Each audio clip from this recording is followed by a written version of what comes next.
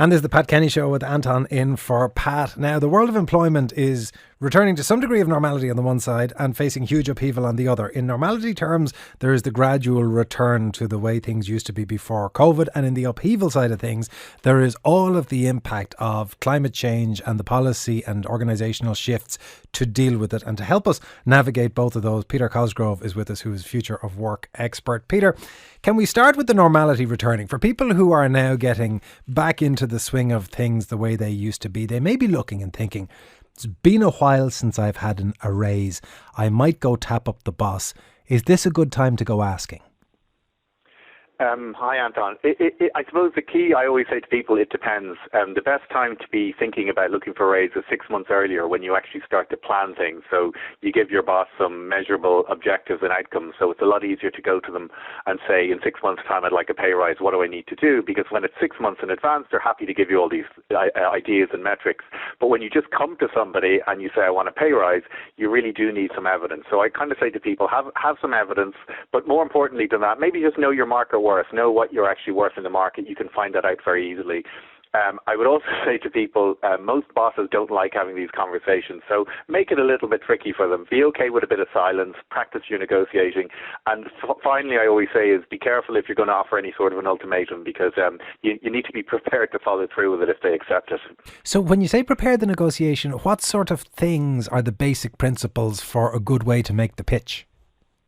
So the first thing is people only ever look at this in terms of finances. The hardest thing to get in terms of a salary rise is your actual salary. And while that seems obvious, there's lots of other things that many organizations offer, like, they might offer a car allowance or a pension or healthcare. And all of these cost money, and actually bizarrely they're a lot easier to get those than they are to get the actual number.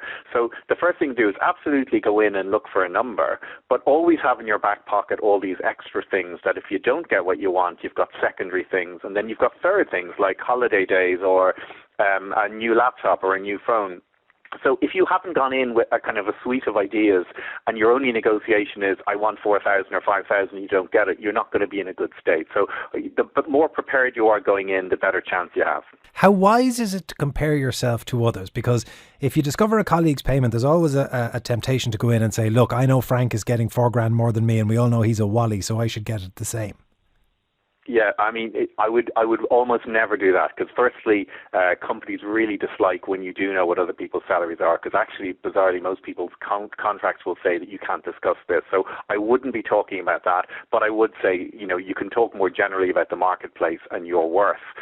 It is a tricky one if you do know that somebody's paying more than you, but the thing you have to realize is we're very good at highlighting how great we are compared to everyone else, but actually maybe other people are better at things than we actually don't give them credit for. So we have to be careful when we are thinking that we're definitely better than one of our colleagues.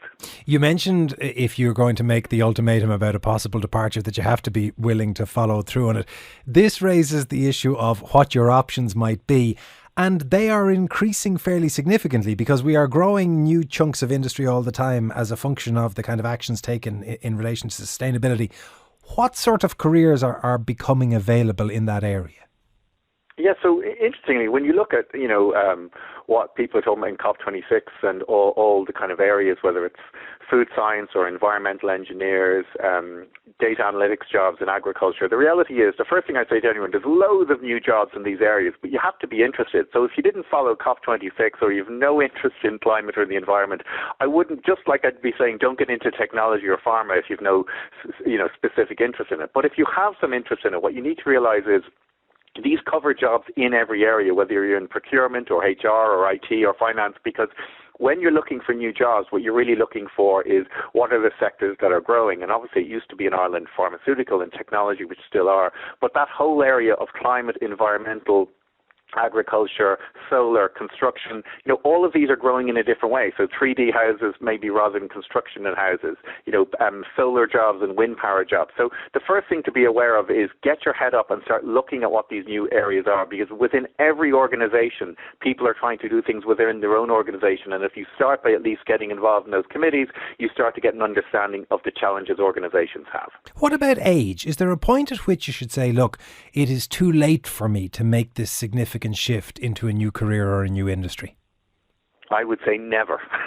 Never, because the biggest worry people have is they stay in a job that they don't like because they're worried about what might happen. Now, I completely understand if you literally are completely worried about finances, and if you lost your job, you would be in a really bad spot.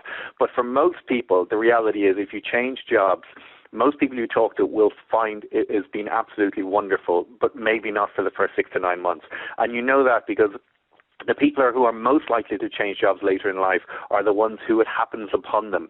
So maybe their job gets made redundant or something happens, and then they go back and find another job and they absolutely love it. So the biggest challenge we have is ourselves, and other people don't want you to move jobs either, because it's like anything else. If you start saying you're going to move careers, it reflects badly on me because I haven't done it. So I'm going to tell you, don't do it, stay where you are. And what about the certainty that those careers will maintain? Because if you look back at the Carter administration, a lot of the kind of stuff around ecological revolution happened then, and it created a set of orphan careers and orphan products as the movement withdrew after the Carter administration ended.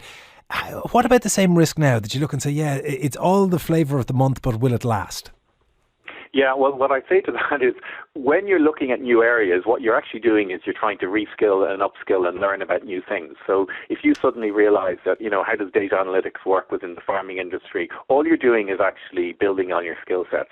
And if that skill set suddenly doesn't work for the agricultural industry, you've still learned about new technologies and products. So I'd never, ever be concerned about people going out and learning new things. The worst thing you've done is you've done some learning that has helped your brain, but it hasn't helped you specifically in another job. But I don't think it's going to affect you in the long term, and it's more than likely going to help you. And briefly, before I let you go, Peter, how optimistic are you about the next couple of months in terms of economy and employment?